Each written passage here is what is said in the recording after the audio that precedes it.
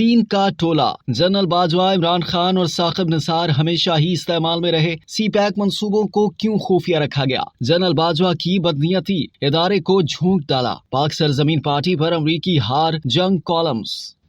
रोजनामा जंग के कॉलम निगार और सीनियर सहाफी हफीजुल्लाह नियाजी अपने कॉलम पाक सरजमीन पर अमरीकी हार में लिखते हैं कि चीन के इश्तराक से पाकिस्तान में सी पैक मंसूबे पर अमल दरामद शुरू हुआ तो धड़का जल्द आलमी साजिशों की भेंट चढ़ जाएगा। 2015 से दर्जनों बार अपने कॉलमों में रट लगाई। सी पैक की तकमील चीन के लिए बेहद जरूरी जबकि अमरीका के लिए सोहाने रूह है। बिलाशुबा सी पैक इक्तसादी से ज्यादा दिफाई तस्वीराती मंसूबा था।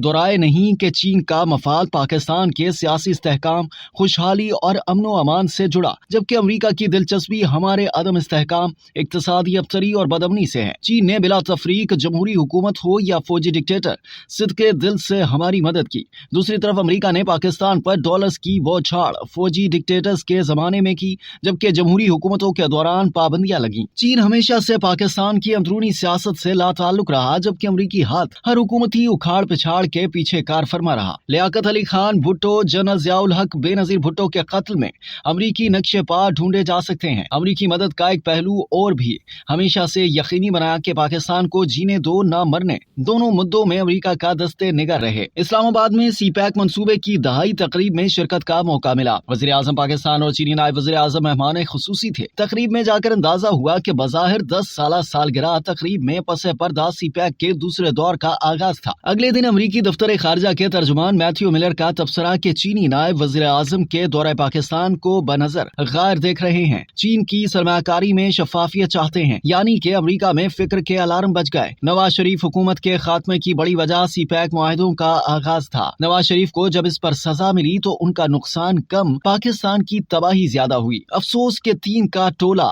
जनरल बाजवा, इमरान खान और साकिब निसार इस्तेमाल में रहा। 7 जनवरी 1951 से जनरल बाजवा तक फौजी सरबराहान की बड़ी अक्सरियत अमरीकी दिलजोई के लिए मुमलिकत को तख्ता मुश्क बनाने में कभी ना हिचकिचाई। मेरा वजदान कहता है कि मौजूदा army chief general Asim Munir पहला सरबराह जो अमरीकी असर रसूख से आजाद चीन के साथ गहरे राब्ते में है। चीन के दोबारा एतमाद बहाल होने में 100% किरदार जनरल आसिम मुनीर का ही है। बड़ी वजह यही कि जनरल आसिम मुनीर की तैनाती रुकवाने के लिए इमरान खान और जनरल बाजवा हर इंतहा पर गए। जनरल बाजवा की बदनीयती के जनरल आसिम मुनीर की 6-7 हफ्ते की नौकरी हड़प की ताकि दौड़ से बाहर हो जाएं। इदारे को झोंक डाला। इमरान खान ने हर हद टापी। जनरल आसिम मुनीर का नोटिफिकेशन रुकवाने के लिए 26 नवंबर को लॉन्ग मार्च कर डाला। तैनाती रुकवाने के लिए जनरल बाजवा की स्कीम बज़ाहिर फुल प्रूफ थी। इमरान खान की हुकूमत हटाकर इत्तेहादी हुकूमत नहीं निगरां हुकूमत का कयाम। मकसद बजरिया निगरां हुकूमत खुद को तोसी देना था। मौजूदा हुकूमत को घर भेजना, माशाअल्लाह लगाना, मुल्क के अंदर खाना जंगी का माहौल पैदा करना, इमरान खान और इत्तेहादी हुकूमत को अपनी तोसी के लिए राजी कराना कि जनरल आसिम मुनीर की तैनाती न हो सके। बेशुमार करने के काम अधूरे रह गए कि जनरल बाजवा की स्कीम अल्लाह की स्कीम के सामने ढेर हो गई। इस कश्मकश में पाकिस्तान तारीख के बदतरीन सियासी बहरान और गैर यकीनी की दलदल में धंस गया। सी पैक मंसूबा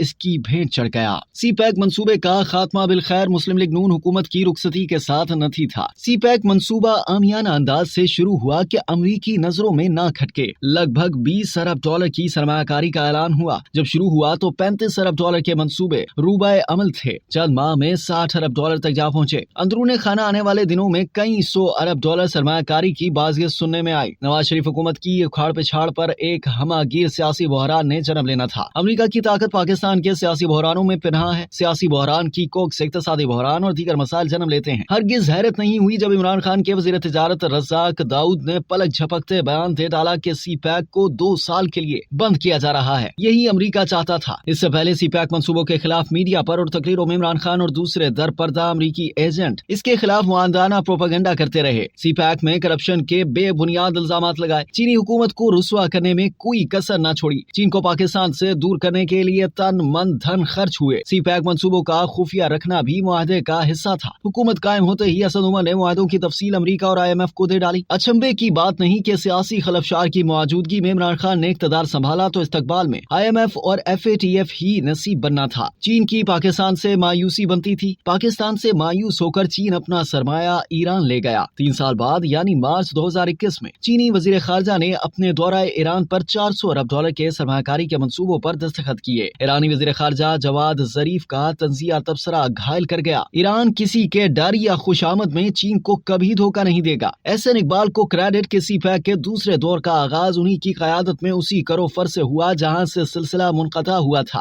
یقیناً دوبارہ شروع کرنے کے لیے سیاسی استحکام کی ضمانت دی گئی ہوگی۔ خوش آئندہ باد جنرل عاصم منیر ملکی تاریخ کا پہلا آرمی چیف جو امریکی مہر بننے کی بجائے چین کے ساتھ یکسوئی کے ساتھ وابستہ ہو چکا ہے۔